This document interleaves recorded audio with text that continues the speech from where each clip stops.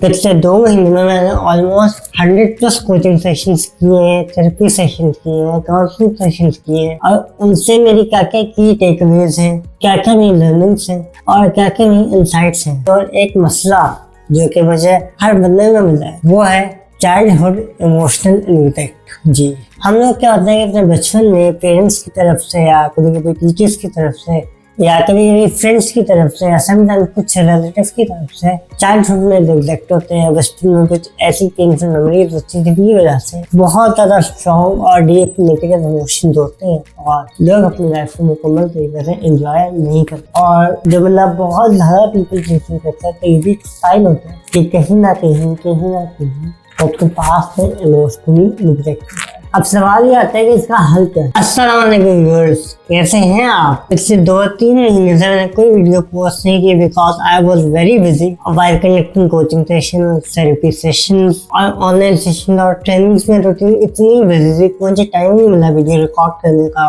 Post करने का। पिछले 2 महीने में मेरा दिल भी किया बट मैं नहीं कर सका। पिछले 2 महीने में मैंने ऑलमोस्ट 100+ कोचिंग सेशंस किए हैं, थेरेपी सेशंस किए हैं, काउंसलिंग सेशंस किए हैं और उनसे मेरी क्या क्या की टेकअवेज हैं, क्या क्या मेरी लर्निंग्स हैं और क्या क्या मेरी इंसाइट्स हैं। आज की वीडियो में मैं आपसे वो शेयर करूँगा। मेरी रूटीन ये होती थी, सुबह उठता था, ऑफिस वर्क होता था, वो किया, फिर मार्केटिंग, एड कैंपेन, सेल्स वगैरह और फिर रात को कोचिंग सेशंस रात 8 से 12 तक। मैंने अल्हम्दुलिल्लाह हर एज के बंदे को रीच किया, चाहे वो 30 ईयर्स का हो, 20 ईयर्स का हो, 40 ईयर्स का हो। लाइक 20 से 45 की जो ब्रैकेट थी वो मेरी ऑडियंस थी, ठीक है। और मैंने पर्सनल कोचिंग सेशन किए और एक मसला जो कि मुझे हर बंदे में मिला है वो है चाइल्डहुड इमोशनल इम्पैक्ट। हम लोग क्या होता है कि अपने बचपन में पेरेंट्स की तरफ से या कभी कभी टीचर्स की तरफ से या कभी कभी फ्रेंड्स की तरफ से या समटाइम्स कुछ रिलेटिव्स की तरफ से चाइल्डहुड में नेग्लेक्ट होते हैं, बचपन में कुछ ऐसी पेनफुल मेमोरीज होती है जिनकी वजह से बहुत ज़्यादा स्ट्रॉन्ग और डीप नेगेटिव इमोशंस होते हैं, जैसे एंगर, सैडनेस, गिल्ट, फियर और बिट्रेयल, जो कि हमारी पेरेंट लाइफ को खराब कर रहे होते हैं, ठीक है। अब मैंने 100 सेशंस किए हैं, 60 से 70 क्लाइंट्स मैंने पिछले 2 महीने में ओवरऑल बात नहीं कर 4 साल की, जस्ट लास्ट 2 मंथ्स की बात कर रहा हूँ। और इन 2 महीनों में मैंने क्या देखा है कि ऑलमोस्ट 90% लोगों के पास में चाइल्डहुड में बहुत ज़्यादा ट्रॉमा और जिसकी वजह से वो प्रेजेंट लाइफ अपनी लाइफ प्रॉपरली एंजॉय नहीं कर पाते हैं, अपनी प्रेजेंट लाइफ में जी नहीं पाते हैं, अपने थॉट्स को टिकल नहीं कर पाते हैं, उन्हें ओवर थिंकिंग हो रही होती है, एंजाइटी हो रही होती है, डिप्रेशन हो रहा होता है। और 90% के साथ ये होता है कि बचपन में चाइल्डहुड में पेरेंट्स की तरफ से, कुछ रिश्तेदारों की तरफ से या कहीं ना कहीं से उन्हें कोई ना कोई बड़ा ट्रॉमा जरूर मिला। और अगर आप ये वीडियो देख रहे हैं तो आई एम श्योर आप में से 90% लोगों के साथ भी वो होता क्या है कि बचपन में हमारे पेरेंट्स या हमारे रिश्तेदार या हमारे दोस्त या कोई भी व्हाट्सएप हमें कुछ बहुत ज़्यादा साइलेंटली निगलेक्ट कर रहे हैं। लाइक दोस्त से बात हो रही है, वो भी थेरेपिस्ट से, तो वो कहता है कि मैंने क्या देखा है कि जब लोग बात कर रहे होते हैं तो लोग कहते हैं बच्चे बाहर निकल जाओ, बड़े बात कर रहे हो। तो असल में ये भी एक तरह का निगलेक्टिंग, ठीक है।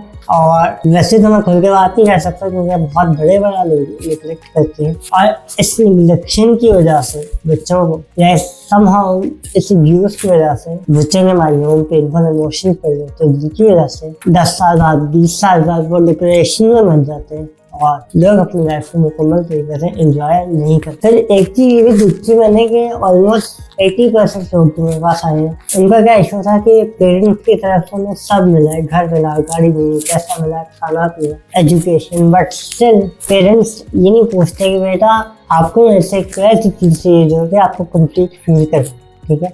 और वही चीज हमारे डोमेस्टिक रिलेशनशिप में भी होती है कि मियां बीवी आपस या गर्लफ्रेंड बॉयफ्रेंड आपस में ये पूछते कि आपको मेरे से क्या चाहिए, आपकी कौन सी मैं फुलफिल करूँ कि जैसे आप कंप्लीट फील करें, जैसे आपको लगे कि हमारा रिलेशनशिप कंप्लीट है। सिर्फ एक इतनी सी मिसकम्युनिकेशन की वजह से बहुत समस्या होती है। फॉर एग्जाम्पल के कुछ पेरेंट्स होते हैं बच्चों को अप्रिशिएट नहीं करते।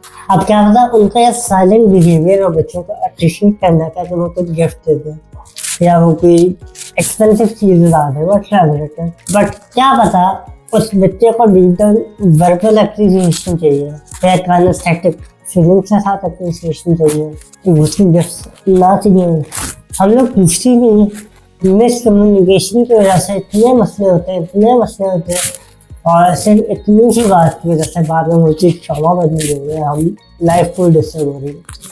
फिर इसी तरह मैंने क्या देखा कि बहुत सारे लोगों ने ये सीखा हुआ होता है कि उन्होंने अपने इमोशंस को सप्रेस कर लिया।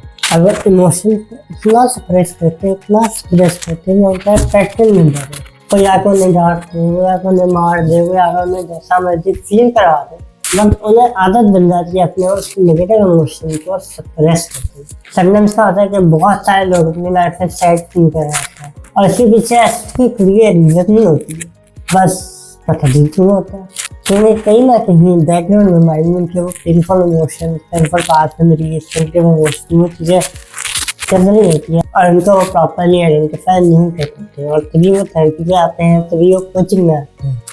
इसी तरह ऐसे लोगों को लगता है पढ़ो कि यार ये दोस्त मुझे छोड़ देगा, ये फलाना मुझे छोड़ देगा, और फिर वो लोग बहुत ज़्यादा पीपल प्लीजिंग की तरफ आ रहे हैं, हर किसी को खुश कर रहे होते हैं, तारीफें करने वाले। तो उनके डर होता है कि मैं बचपन में क्या नेगलेक्ट हो, ये ना होती है उनकी सेल्फ में जितनी लो हो जाती है, सेल्फ स्टीम इतनी लो हो जाती है कि जिस वजह से वो हर एक किसी को प्लीज कर रहे हो, लाइक हर किसी को, और कभी डायरेक्टली भी प्लीज करते हैं, कभी इनडायरेक्ट में प्लीज करते हैं, लेकिन हर किसी को प्लीज कर रहे हैं, पीपल प्लीजिंग इतनी ज़्यादा नहीं। और जब मतलब बहुत ज़्यादा पीपल प्लीजिंग करता है तो ये भी एक साइन होता है कि कहीं ना कहीं आपके पास में इमोशनली नेगलेक्ट होता है।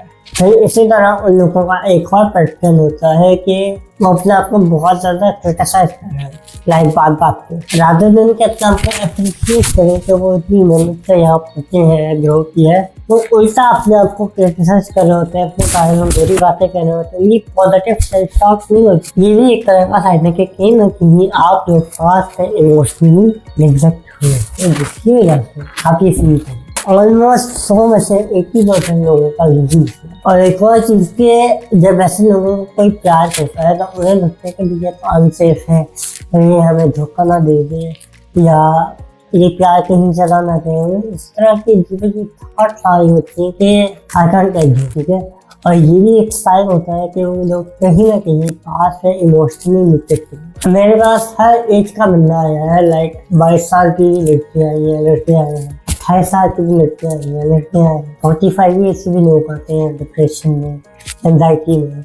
शुरू में कह रहे होते हैं भाई ये मसला है, वो मसला है, ये मसला है, वो मसला है, बट एट द एंड जब हम उनकी नेगेटिव इमोशन में जीत जाते हैं तो पता लगता है एक ही मसला उनके चाइल्डहुड ट्रॉमा का है। मैं ये सारी बातें वो बता रहा हूँ, मैं बेसिकली लाइक 3-4 साल से थेरेपी कोचिंग करके एक बहुत कॉमन मसला है, मैंने ऑलमोस्ट हर किसी ने देखा। और पिछले 2 महीने मैंने कोई वीडियो नहीं बनाई, जैसे call I was so much busy in conducting coaching sessions. मैं तक मल्टीपल लोगों को हेल्प कर चुका हूँ अपनी लाइफ में डिप्रेशन से बाहर आने, एंजाइटी से बाहर आने। मेरा एक व्हाट्सएप ग्रुप था, कम्युनिटी है, वहाँ पे फ्री सेशन होते हैं जिसमें मैं फ्री में गाइड करता हूँ आपको अपने थॉट प्रोसेस को स्ट्रीमलाइन करने। तो आई विल हाईली रिकमेंड कि आप लोग जाएं इसको देखिए। अब सवाल ये आता है कि इसका हल क्या है। अब इसके बहुत सारे सोल्यूशन हो सकते हैं। मैं ऑलरेडी एक वीडियो बना चुका हूँ ओवरकमिंग डिप्रेशन पे, और उसमें मल्टीपल टूल्स आप जाएं और उसको देखें। इसके अलावा कुछ चीज़ें मैं आपको बता दूँ। एक तो आप ये कर सकते हैं कि बैठे सोचते हैं हमने पास से क्या लर्न किया, क्योंकि आपके माइंड में बहुत सारी अनरिजॉल्व्ड मेमोरीज होती हैं, अनरिजॉल्व्ड इवेंट्स होती हैं, लाइफ की चीज़ें ऐसी होती हैं उसके हिसाब से लर्निंग नहीं निकाली है। फॉर एग्जाम्पल आपको पास में किसी ने मारा, पेरेंट्स से मारा, अब आप सोचते हो कि मैं ही बुरा हूँ, मेरे साथ ही ऐसा हुआ। आप उन चीज़ों को रिफ्रेम नहीं करते। अगर आप थेरेपी में नहीं आते, आप खुद से भी एफर्ट करके चीज़ों को रिफ्रेम कर सकते। फॉर एग्जाम्पल कि एक बच्चे को मार पीटते हैं, एक बच्चा अगर 28 ईयर्स का, 30 ईयर्स का, तो वो अगर आज की अवेयरनेस के साथ इस चीज़ को देखेगा तो डेफिनेटली उसकी लर्निंग निकलेगी और वो उस चीज़ को इस तरह देखा कि भाई मैं देखता हूँ कि बच्चों को प्यार से ट्रीट करना चाहिए, बच्चों के इमोशंस का ख्याल रखना चाहिए। तो एक तो काम आप ये कर सकते हो कि पास्ट को सोचो और देखो कि आप इससे क्या सीखो। एक काम आप ये कर सकते हो कि जो लर्निंग्स निकालते हो या जो एफर्मेशन होती है वो लिख के अपने रूम में सामने लगा। इसके अलावा और भी बहुत सारी चीज़ें होती हैं, मैं एक वीडियो में सब कुछ शेयर नहीं कर सकता। मैं ऑलरेडी 2-3 वीडियो इससे रिलेटेड बना चुका हूँ, आप जाए और उन्हें देखें। And once again, thank you so much for watching this video. Take care. Allah Hafiz.